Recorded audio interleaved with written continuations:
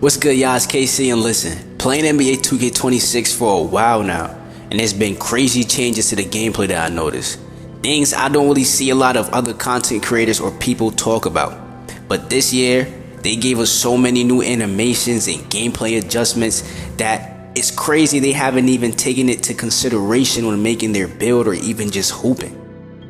Now, this is the first year we've been introduced to those 7-4 centers, and in season 1 that was one of the biggest problems. Not just offensively, but defensively. Like, not on some how to guard 7-4, it's about what a 7-4 makes you have to do on defense. I got a 7-4 myself, and if y'all seen the clips and the videos, y'all already know. Any build I step on, I'm a problem, and that's a fact. And if you don't believe that and you don't agree, you know where to find me. But listen, last year I was on a 7-foot power forward, and every single animation and jumper transferred over, chat. Like, I'm talking about, I was tall last year, but there's height advantages going crazy now this year. So for me, it's kind of a bonus, especially with having no RNG. Peep this though, chat. 7-4 forces your center to guard them, but we already knew that though, right? In season 1, there weren't a lot of builds that could. Sometimes even the 7-foot centers couldn't. So it was really only 7-foot-1s through 7-foot-4s that could consistently match up. When you're playing 5s, you see how that changes everything. The main rebounder now has to step out and guard the perimeter. Now your guards and forwards are fighting for boards they shouldn't even be fighting for. The main reason a lot of people lose games is rebounding. The guards blame the center, saying, yo, Zen crash, Zen crash, crash, Zen crash. They don't realize the centers can't. If I was to go ahead and crash and try to get that board from the wing, and I don't make it to the paint in time to grab the board because there's 3 other people in there getting the box, they now are going to send the ball back to the 7-4 to hit an easy green. But there's an easy fix to it. Just listen. Everybody needs rebounding. No, you do not have to have a 90, chat, but a 70 through 75 rebound rating on your wing and guards this year is huge. Because when your main big is out in the paint, somebody has to fill the gap. Now, personally, I always make sure my power forward has rebounding. What is a per, chat? If your 3, 4, 5 had a rebounding, chat, you're good. If anyone's going to lack it, let it be your point guard or shooting guard. That you can live with. But even then, if they can rebound too, that's a plus.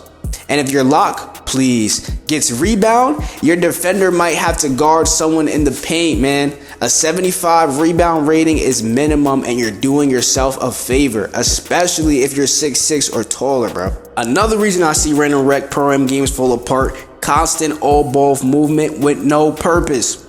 When everyone's free roaming, every defender can now help the person with the ball. You got your power forward and small forward cutting at the paint at the same time. Your center's rapping at the top of the key. And now your PG can't even work at the 3-point line because the whole paint is clogged. You gotta have some structure when you're playing comp 5s. Every movement should mean something.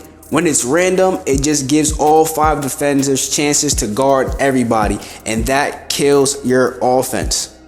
Now let's talk about something that separates comp players from casuals. The ability to stop and shoot. If you're playing 5s, you have to be able to stop and shoot. Me being a center that can stop and shoot changes everything in the game. It's not about showing off, it's about being able to control. Being able to stop where you want to and where you want to shoot. Because if your main ball handler can't stop and shoot, it becomes a problem and you are the liability. Now, if you're a playmaking slasher, you can still create and finish, and that's fine. But if you're just dribbling, can't stop and shoot, you're slowing the team down, that hurts your whole 5. Another big problem I've seen in Pro M5's random rec is the lockdown position.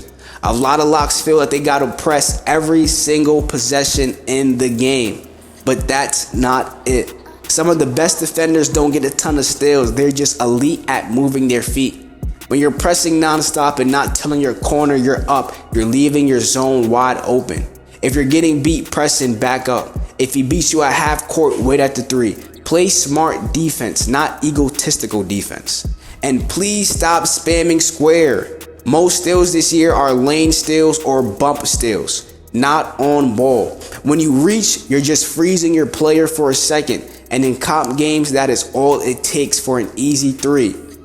Last thing, Be comfortable with how the game is flowing.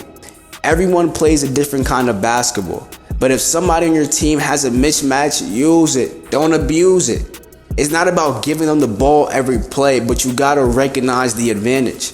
And I get it. Everyone wants to be involved. Nobody wants to stand there and just watch, because I know I don't.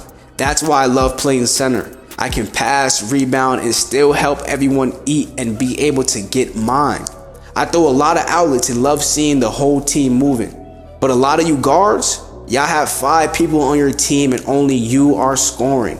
That's not how you win in Comp 2K. The best 5s are the ones where everybody gets touches. When everyone is involved, you've got multiple weapons, and that makes you unpredictable. Once you step into the comp, you'll see how important that is. Ball movement is everything. So yeah, those are just some of the problems that I've seen in Random Rec in 5s this year. Drop in the comments what issues you've been noticing and what's been killing your games. Don't forget 2 things. First, but definitely not first, you're watching KC. And last, but certainly not least, you're blessed, chat.